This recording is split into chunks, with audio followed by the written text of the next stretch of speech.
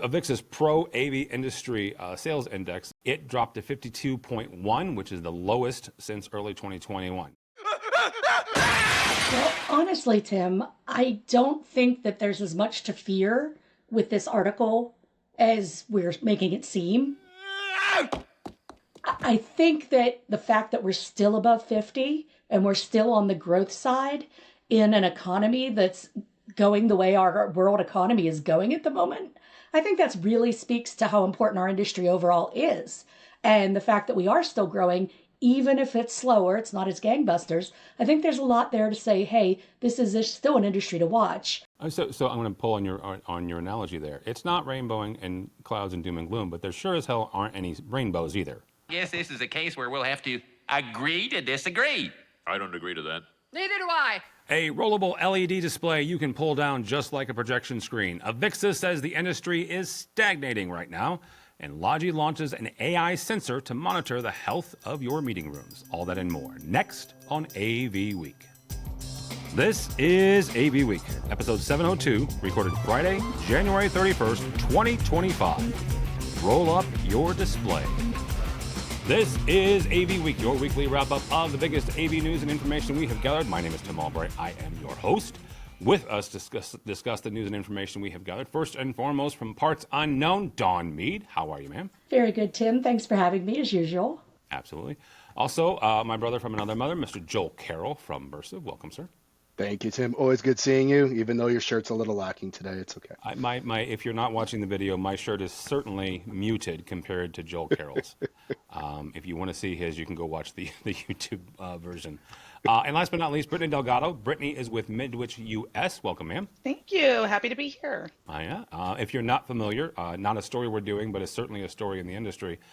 Starin, which we all know and here in the U.S., they have rebranded a number of years ago. They were purchased by Midwich Corporate, and this week they are rebranding to Midwich US. So I am trying very hard not to say Starin, Brittany. So first story comes to us kind of from AV Network, but also from AVIXA. AVIXA's Pro AV Industry. The AVIXA's Pro AV Industry Sales Index indicates sluggish growth, quite frankly. November's AV Sales Index is out. It dropped to 52.1, which is the lowest since early 2021. Now, this index, it measures month-over-month sales growth in the commercial AV sector, remains above the no net growth, quote-unquote, threshold of 50, indicating slow but continued expansion. Now, the AV Employment Index, which also tracks the hiring trends in the industry, fell to 52.9. So both of them are just slightly above net zero. This, according to the report, reflects stable but stagnant job growth. Seasonal budget spending and rising tariff concerns are key factors listed impacting sales, while hiring challenges have leveled off. Despite the slowdown, a strong overall job market and steady demand suggest opportunities remain for companies that can navigate these economic shifts. For a deeper look, AVIXA's full industry report is now available. I'll have Mitchell put a link to this story from AV Network. Joel, we're going to start with you on this. We've got supply chain challenges. We've got tariff concerns, depending on not just in the U.S., but the kind of the reciprocating factors of those. Where should AV businesses and the folks that are decision makers in corporate and education, where should they be preparing in 2025 and in 2026? I think there's a big shift happening in the AV space, right? We're always been hardware. We've been hardware. And we're going to continue to see hardware, right? That's not going to go away. But a lot of the companies that I talk to, what they're starting to talk about is what can I do to take that existing facility, that room, whatever it is, and ensure it's going to work 5 years and beyond into the future. So I think there's a lot of things we can look at. Software definitely is a way to go. And a lot of the manufacturers are already going that route with adding software packages for their hardware.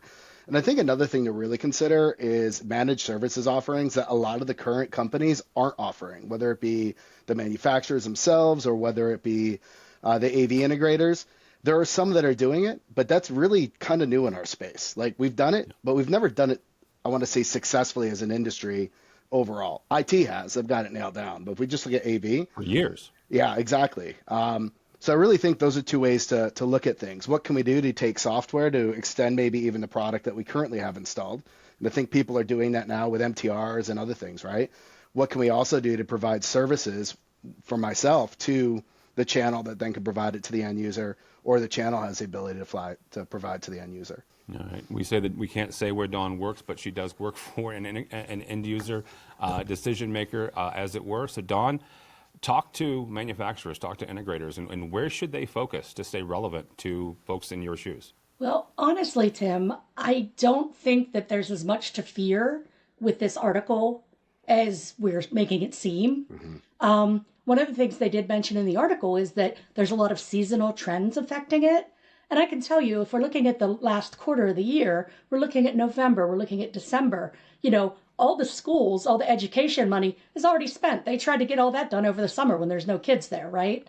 And those of us that are in government, that are in some of the facilities and organizations that have a fiscal year that ends at the end of the year, our big budgets have been spent for the year.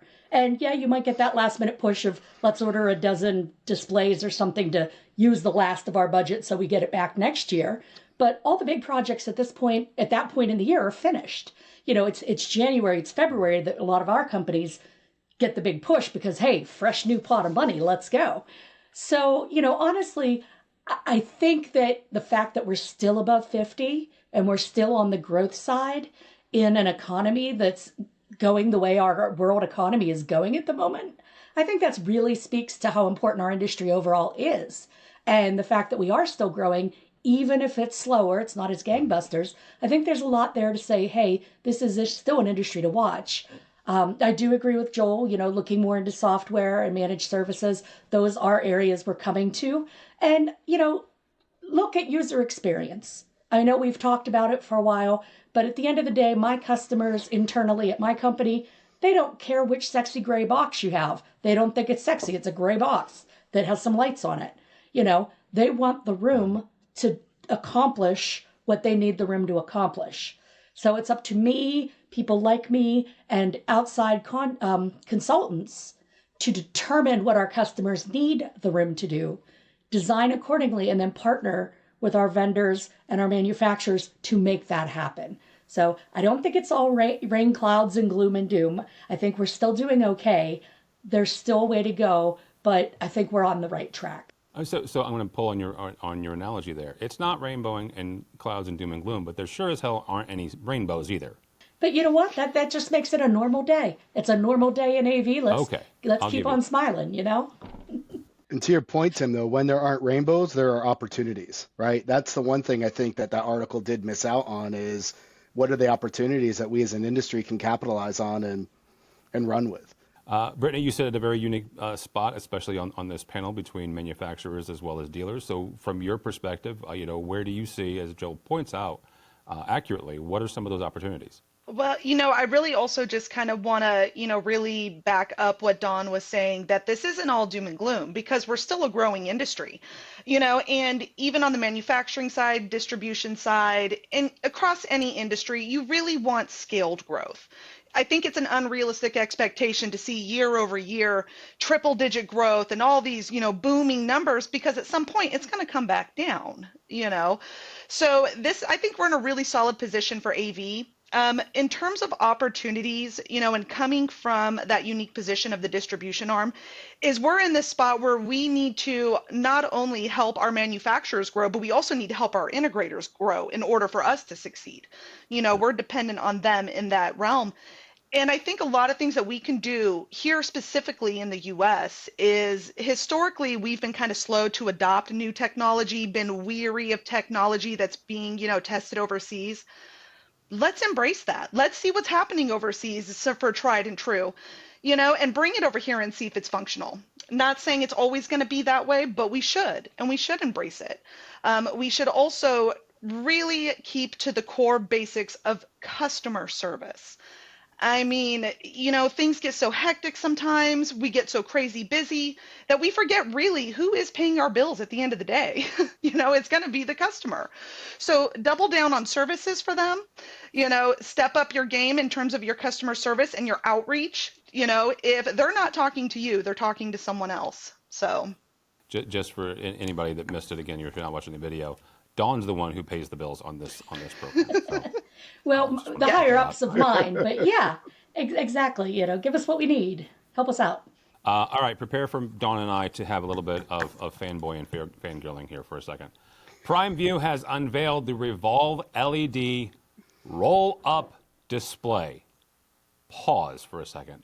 I have known Dawn for a very long time. Both of us have been wildly excited about this very prospect for, good Lord, 10 years plus. They are calling it the world's first scalable, ruggedized, scrolling LED screen. Think back if you are a certain age and you had somebody pull down the map in your 5th grade classroom. That's what this is, only it's an LED screen. It's designed for boardrooms, classrooms, and showrooms. The motorized display can extend up to 10 meters and disappear when not in use. Has ultralight GOB or glue onboard materials, pixel pitches as fine as 0.7 millimeters, which means you can get awfully close without seeing some of those pixels. Offers a high resolution solution for modern spaces. Primeview says the display, which took 3 years to develop and holds 185 patents, is already being installed in over 150 offices globally. Dawn, you're the one who gets the kickoff on this. Where do we see this? Oh my gosh, Tim, everywhere. Now, to be fair to those listening and watching, we were excited when OLED came out because that originally was 100%. talking about in the future we'll get rolling screens. This is an OLED. This is, just direct view LED, but it's still exciting and it's still sexy. But I it's see rollable. this. Yeah, I see this so many places.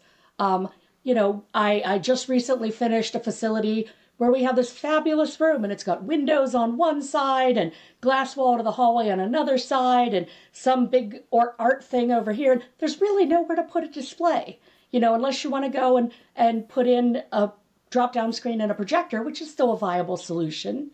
There's no sexy factor there. Corporate boardrooms, lobbies, anywhere that you just really want to impress people. That's darn impressive. If anybody follows the link to the article, they have a video on there, or if you just go to the Primeview website, they have a video, they show the screen rolling up while it's lit. Wow. Yep. You can have it already playing when it comes down. I mean, see, that's mind-boggling. That's the dream. And I just really want to find places in my company to put it. Is it TAA compliant? Can I do that? It also goes back to your to actually both you and actually you and Brittany and Joel also talked about customer experience on the last story. This, oh my goodness, screams customer experience. End user experience. Absolutely. Yeah, if you want to impress your customer, all you got to do is look at that. Yeah, absolutely. Brittany, how does this change how we design, how we integrate AV in classrooms, in boardrooms, in spaces where, Dawn already mentioned a number of places where this could go, but how does that change how we design and how we implement? It changes a lot of things. And really quickly, just some quick background. I come from display technology. I cut my teeth in AV doing projection. So, roll up projection screens all day long, know all about them, heavy with LED manufacturers and the technology. And this is just absolutely changes everything. Before, in order to consider an LED wall, you had to make sure that it can hold the weight because the wall is what was important. And now this eliminates the wall. So I just absolutely seeing these going in those high-end spaces. I mean, let's be honest, I'm pretty sure since this is exclusive, this is going to be a very high-end product from the initial until we have more manufacturers who can catch up to this. But just the big boardrooms with the windows, these end users have paid for these spectacular views, and then they don't want this big LED wall, blocking that view. And the technology, just to think of the pixel pitches. Sorry, guys, I'm geeking out a little bit. Being able to roll onto each other and come back down is it's very, very exciting. And especially because in the LED realm, it's been a race to get to the finer pixel pitches. And now they've gone and done something completely different and innovative, which is exciting. So think high-end office buildings. I'm thinking, spectacular lobby spaces, even, places like Vegas. Let's look at that hospitality hotel. It can go anywhere. Well, and Brittany, you just made a point there that I completely ignored or forgot or it just went over my head. the fact that those as fine of a pixel pitch as 0.7 millimeters, and that again is the distance between each individual pixel, the fact that it's rolling up on itself is remarkable as well. Because I mean, imagine if obviously you could go to a higher pixel pitch because that would give you more space between the individual LEDs, and then obviously you could certainly roll that, but it's the fact that they got down to 0.7 for that is actually remarkable as well. That is a really good point. I remember we were all impressed when 0.9 came out, so now they have Yeah. 0.7. So Yeah, 0.7 Exactly. that rolls. Joel, how does this, we've already asked, how it changes, and where it belongs, but when you look at this, what sort of technical challenges does this solve? What sort of operational challenges does this solve? Like when you're looking at this, where do you see, this solves X, Y, or Z problem? Yeah, and well, I think Dawn and Brittany both alluded to a couple of them. When you look at a lot of the multi-purpose spaces, let's say, where the technology should never be seen, nobody wants to even know it exists until the time comes that it needs to exist. This is the ultimate solve for that, right? Like there's projectors and you can do that, and that's pretty cool, but then you have to do lifts and everything else is still kind of there. To me, this sits in front of that window. I don't have to worry about the light and stuff that's coming behind it like I would with a projector. It just takes that extra splash and fills that need where we just don't have something right now. So from the technology standpoint, I'm looking at it, yes, user experience, right? Like how does this actually fit in those places? Hospitality, I think, is huge. Obviously, I don't know pricing, but I'm sure it's going to have to be more of a high-end, let's say, hotel ballroom, things like that initially. But they notoriously don't have good places to hang anything. They really don't have good lighting. The lighting is always shining on the screen.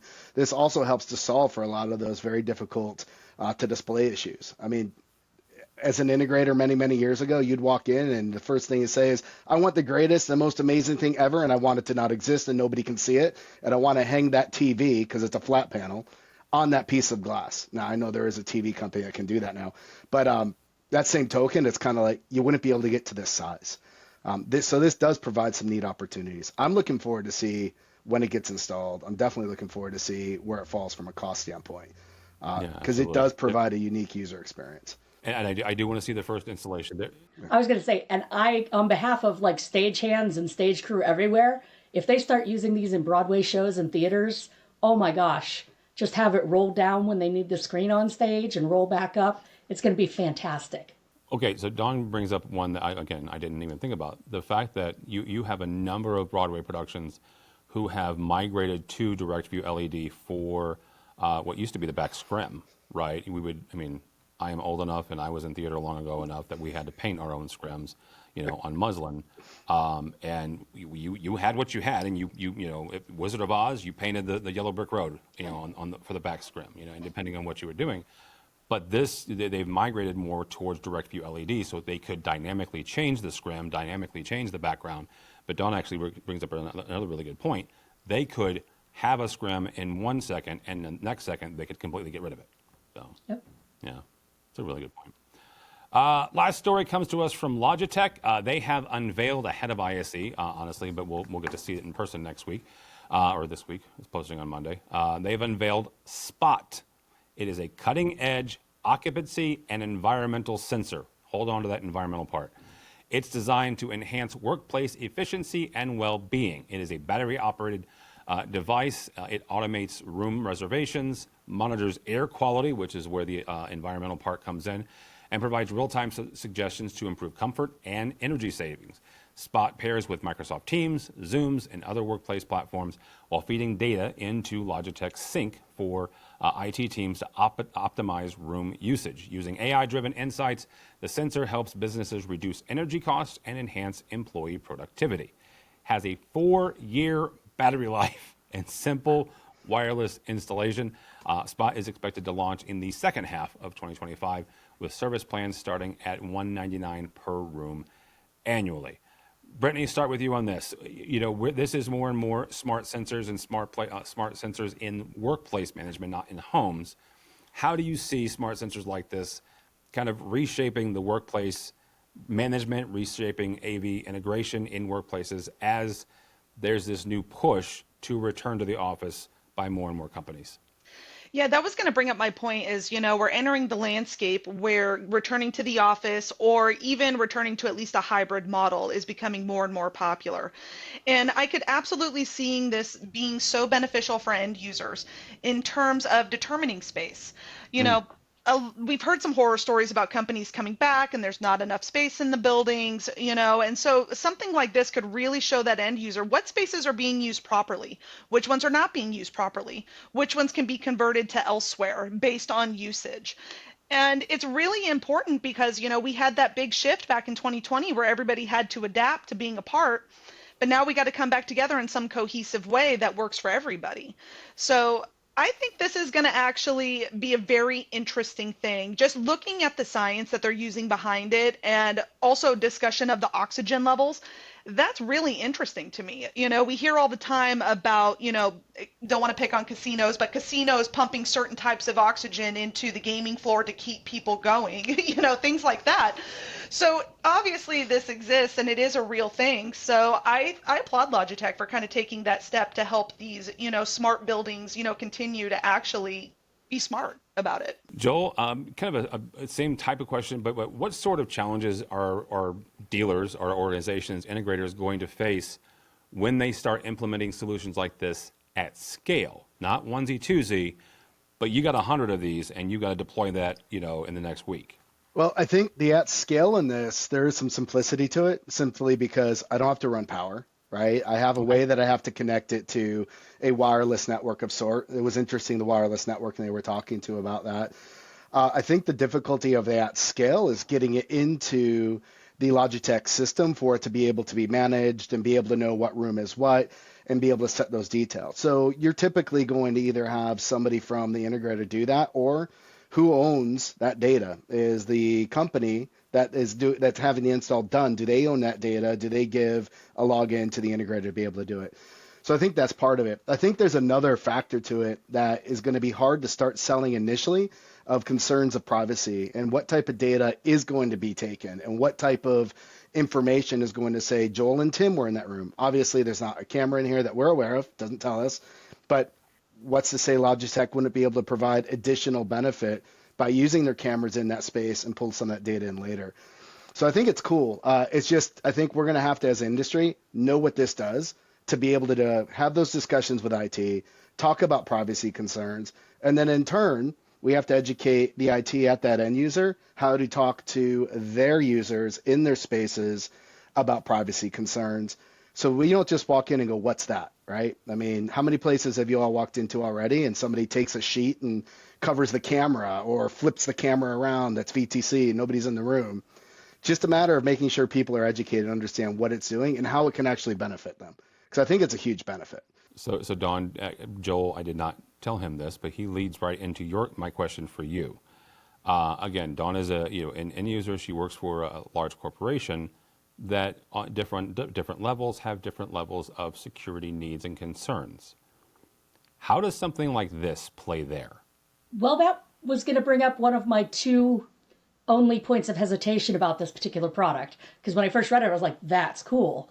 But the privacy concern is there, and specifically the fact that it uses a wireless network. Because I have a lot of spaces within my corporate enterprise where I can't use wireless, period. Things have to be hardwired, and you have to have visible hardwires. There's a lot of restrictions on what we can and cannot do.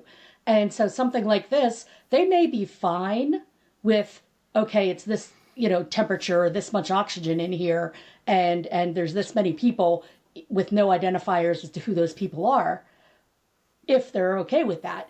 But they definitely wouldn't be okay with any kind of Wi-Fi, any kind of wireless, and with that info living elsewhere. Which kind of brings me to my second concern. It's an awesome product. And Logi, I love you. I'm talking in my personal Logi camera right now as we do this from my house. But not every site, not every building, not every enterprise or company is a Logi company. And the fact that you're kind of, if you want to use this, locked into that ecosystem, when a lot of us are trying to go to a more product agnostic system so that we can use this company or that company that is approved by our customer or is something that legacy site has been using forever. It doesn't give us that flexibility. That said, if you can measure it, you can manage it. I hear that all the time from the hires up, from the IT folk, from everybody. And this provides you with hard metrics on a lot of information regarding room use that we can measure and therefore we can manage. So, from a facilities front, from an enterprise, a knowledge-based front, that's great. As long as we can handle that security concern, the Wi-Fi thing, and maybe give us a little more agnosticity with it. Maybe an API coming out, going into somebody else's Exactly. management system. And you bring up a good point on that. We have so much data now, Tim. What do we do with it all? And I think that's something I hear as people talk to me about analytics, even from our product. What do we do with all that? Because I got data here, data there. And even if I get into somebody else's cloud system, what do we do with that data? Like, how does it actually benefit? That's another thing I think that we as the AV industry really need to start educating on, or in ourselves in many cases, manufacturers learn, hey, I can monitor this. Well, why is it valuable? And how am I able to help aggregate that to something that's meaningful for that user? I heard a saying not too long ago, data is the new oil, which, it's incredibly valuable. You have to drill into the data to get the value out of it, and then you got to pump it and do something with it.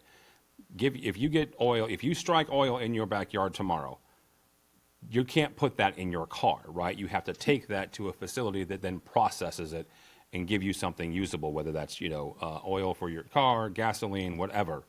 Data is the same way, right? You have to take that data, analyze it, process it, and then it's going to be something useful. But Joel's right. We do have a lot of data usage in the industry. We just got to figure out what to do with that and how to process it. So, all right, gang, thank you so much. Joe, AV Dawn Mead, how do people connect with you? Well, as you just said, you can find me on almost any of the socials at AV Dawn.